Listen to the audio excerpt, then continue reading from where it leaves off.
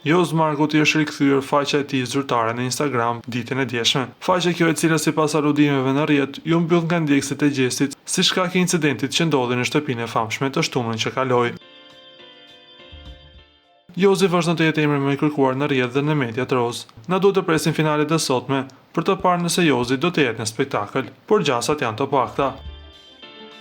Por një detaj i ka lënë fansat me gojë hapur. Jozi ka postuar dhe një foto ku shihet një vajzë misterioze e shoqëruar me një emoji me zemër të kuqe, duke ngjallur shumë dyshime.